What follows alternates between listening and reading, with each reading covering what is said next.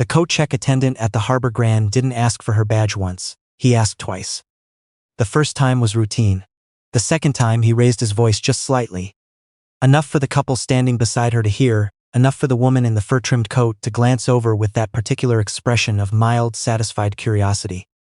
Zola Mensah reached into the inside pocket of her blazer, produced the credential badge, laminated, embossed with the silver Meridian Energy Summit logo, and held it out without a word. The attendant read it. Something in his posture shifted, not dramatically, just enough to notice, if you were the kind of person who had learned to notice such things. She was exactly that kind of person. He stepped aside. She walked into the Bentley ballroom of the Harbor Grand Hotel and felt the temperature change the way it always did in rooms like this.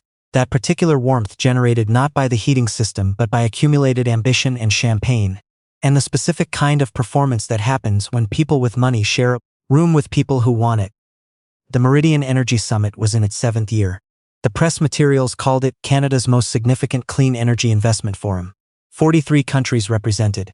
$2 billion in projected capital discussions over 3 days. The keynote stage featured hand-assembled LED panels capable of displaying real-time global carbon data, a detail Zola herself had approved 11 months earlier during a production planning call that had run 40 minutes over schedule because she had questions about the panel resolution that nobody else in the meeting thought to ask.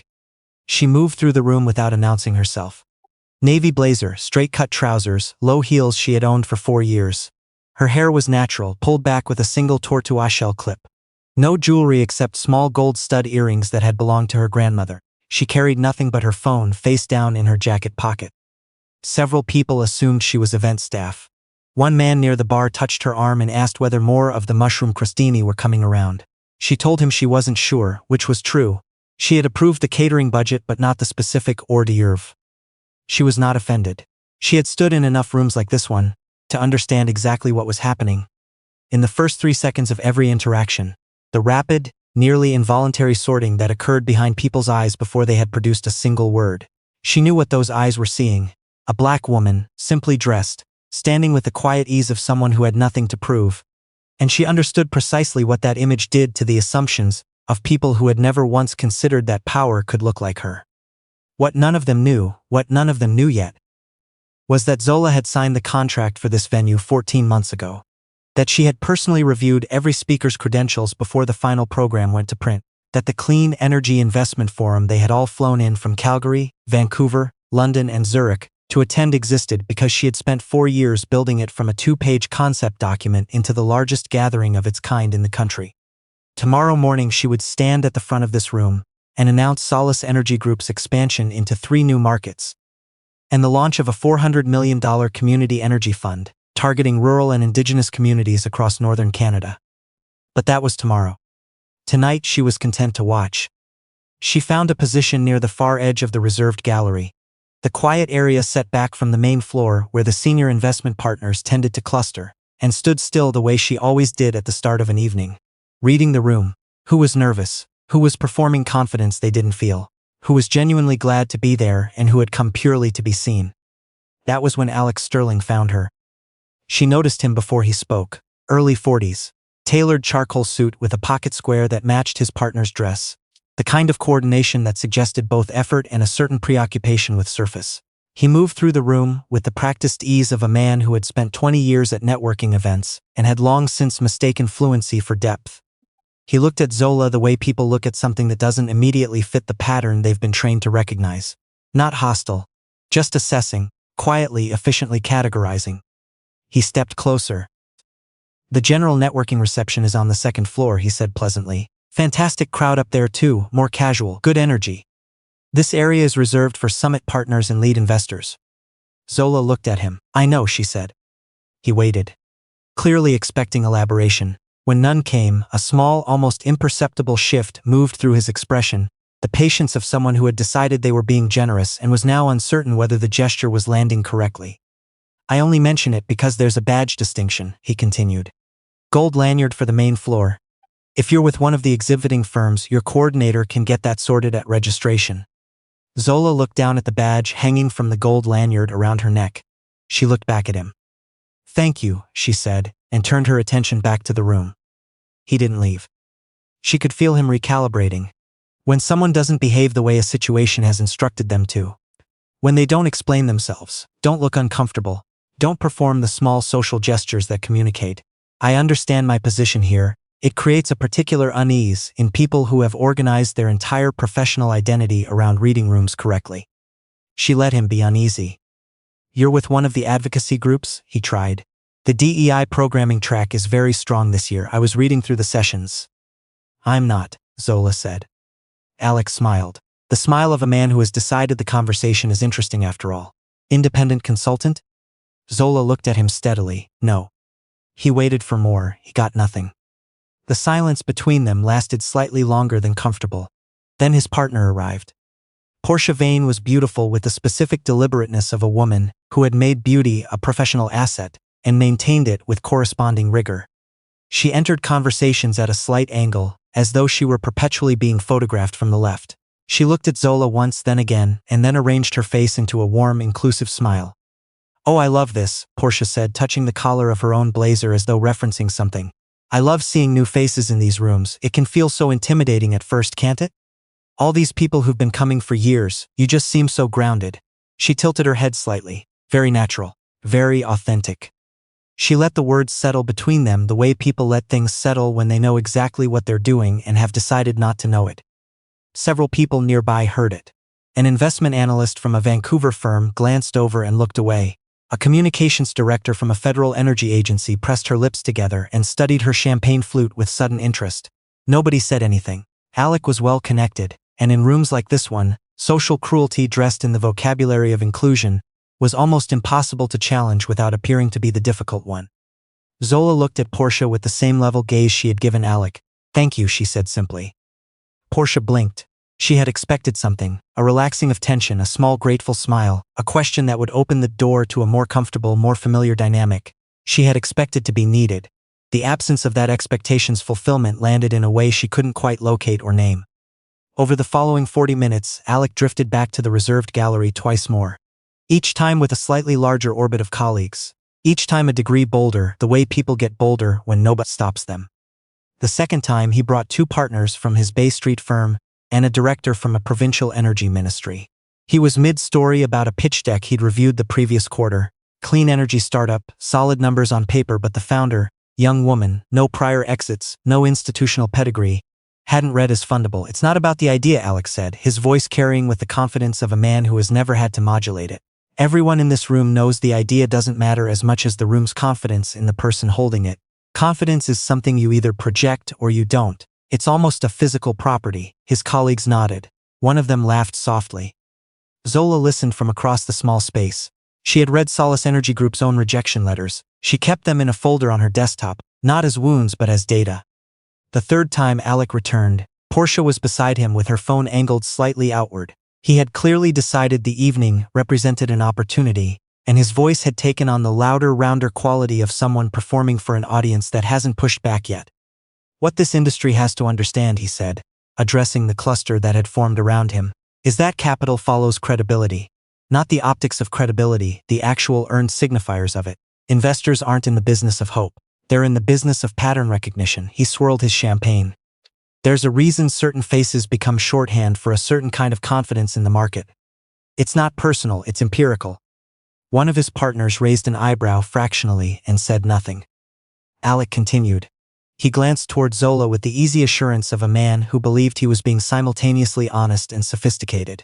Clean energy has an image problem because people keep trying to democratize leadership before the market has built the vocabulary for it. You can't simply place anyone at the front of the room and call it progress. The room needs to believe in what it sees. He seemed pleased with that formulation. Then he delivered the sentence that made the immediate space around him go quiet. The market doesn't fund ambition, he said. It funds confidence. And confidence, real, institutional, earned confidence, has a very specific texture. Another pause. Not everyone carries it, and the ones who don't usually aren't in rooms like this one for very long. He wasn't looking at anyone specific when he said it. He didn't need to. Everyone in the small circle understood exactly who the sentence had been shaped for.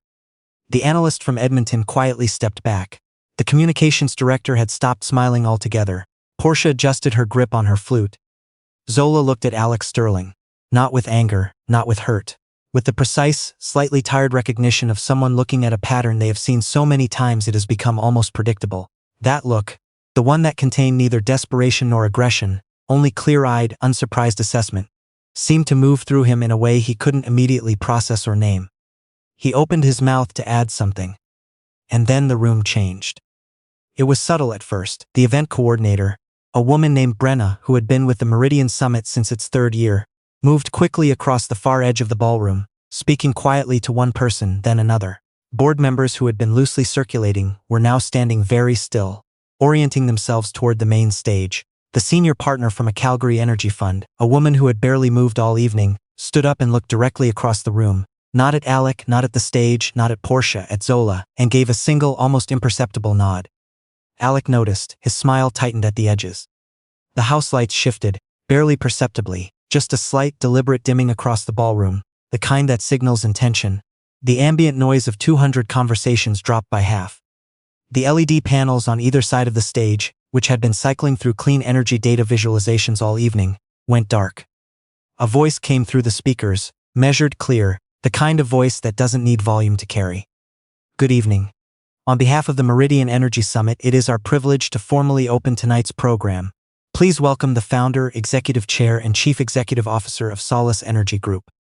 Alec's first instinct was to look toward the main entrance.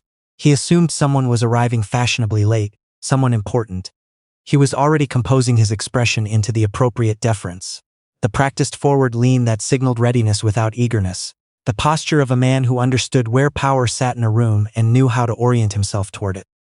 Then the stage filled with light and Zola Mensah walked onto it. The room did not erupt, it did not gasp. It went completely still.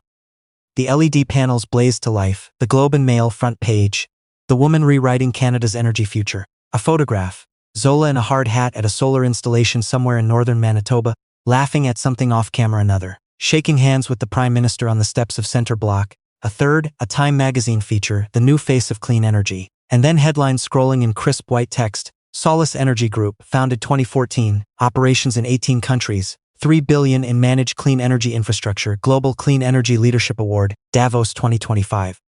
Alec Stirling's champagne glass was still raised. He did not put it down. He appeared to have lost track of the fact that he was holding it. Around him the space cleared. Not dramatically, without announcement or confrontation. The executives who had been laughing appreciatively at his observations 14 minutes ago were now repositioning themselves with careful, unhurried precision, increasing the distance between themselves and him, 1 or 2 steps at a time, the way people adjust their path when they realize they've been standing too close to something they shouldn't have been near. The communications director from the energy agency took 4 steps to the left and struck up a conversation with someone she hadn't spoken to all evening. Portia stopped filming. She took 2 slow steps backward and then went still, as though she hadn't decided yet how far to go. On stage, Zola stood at the podium without notes. She looked out at the room with the same composed, unhurried presence she had carried all evening.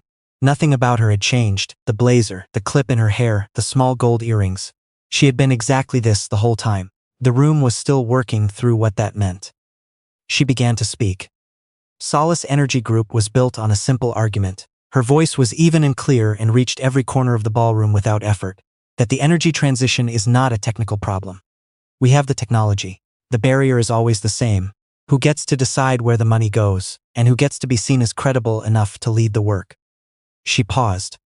Canada has more clean energy potential than almost any country on Earth. We also have one of the most persistent investment gaps in the G7 between that potential and its realization, particularly in communities that are simultaneously the most affected by climate change and the least funded to respond to it. She looked out at the room. That is not an accident. It is a pattern. And patterns, unlike weather, can be changed. The room was silent in the way that only happens when an entire crowd is working very hard not to be seen reacting. Tonight's announcement is not only about Solis's expansion into 3 new markets, she continued. It is the launch of an independent audit, commissioned by the Meridian Summit Board, into investment patterns across the Canadian clean energy sector over the past 10 years, specifically the relationship between founder demographics and capital allocation decisions. A beat. We already know what the data shows. We've been collecting it for 3 years. What changes tonight is what we choose to do about it. She did not look at Alec Stirling. She did not need to. The people who needed to feel those words land could feel them land without any direction from her. The future of energy in this country will not be built by the people who have always been in these rooms, Zola said quietly. It will be built by the people who have the most at stake in getting it right. The applause when it came, built from the edges of the room inward. From the people who had been there longest, who understood most clearly what had just happened. The gala did not end dramatically, it unraveled. Within 30 minutes, the ballroom had reorganized itself around a new social physics. Investment partners who had spent the evening performing ease were now performing something else entirely. Careful proximity management, recalculated associations, the slow migration of people who have just realized they've been standing in the wrong place. Alec Stirling's gravitational pull, which had made him the informal center of his corner of the room all evening, collapsed with a speed that would have been startling if it weren't, in hindsight, entirely inevitable. He tried twice to re-engage colleagues in conversation. Both responses were polite. Both were brief. Both were final in the way that only trained professionals can make a conversation feel closed without technically ending it. Portia disappeared before the formal dinner. She didn't say anything to Alec. She simply stopped being beside him, and then she was elsewhere in the room, and then she was not in the room at all, and he was standing alone in the middle of 200 people who had remembered, all at once, that they had somewhere else to be. Two of the executives who had nodded along with Alec's observations about market confidence and institutional texture, the ones who had said nothing when they might have, would receive a response to their partnership inquiry from Solis Energy Group's investment office the following Tuesday. The email would thank them for their interest and indicate that the current intake period was closed. It would be professionally worded. It would be entirely accurate. Solis's intake period had in fact just closed. The timing was not referenced in the email. It did not need to be. Alec found Zola in the private corridor on the building's upper level, the long hallway that ran the full length of the east wall and looked out over the harbor through floor-to-ceiling glass. She was standing at the window, watching the lights reflected on the dark water below. She had been there perhaps 10 minutes when he appeared at the far end of the hall. She did not turn around. She had known he would come. He walked toward her. She turned when he was close enough. "Mrs. Mensah," he said. He said her name carefully as though it were important to get right. She looked at him without surprise. "I owe you an apology." He said it with the careful enunciation of someone who had been composing the sentence since the elevator. "What I said this evening, the things I implied were wrong. Professionally and personally wrong. And I am genuinely sorry." He meant it to sound sincere, it almost did. Zola studied him for a moment. Not unkindly. The way you look at something when you want to understand its full shape before you respond. "Why are you apologizing?" she asked. He blinked. "Because what I said was..." "You weren't uncomfortable saying those things when you believed I didn't matter," Zola said. Her voice was level, not cold, just precise. "You were comfortable, you were enjoying yourself, the room was laughing." She held his gaze. "The apology isn't for me, it's for your career. And I think, somewhere below the polish, you already know that." He stopped. She didn't move toward him or away. She held his gaze the same unhurried way she had held everything all evening.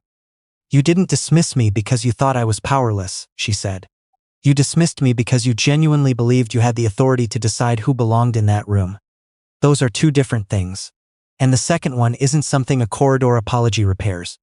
Below the glass, the harbor spread out quietly in the dark.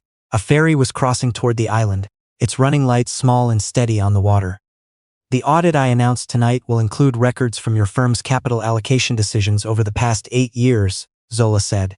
"I want you to understand that before you read about it in the morning." She said it without relish. "Just information. Not as a warning. Because you should know that what happened in that ballroom tonight is not an isolated incident. It is part of a pattern. And patterns have costs that get distributed long before they get acknowledged."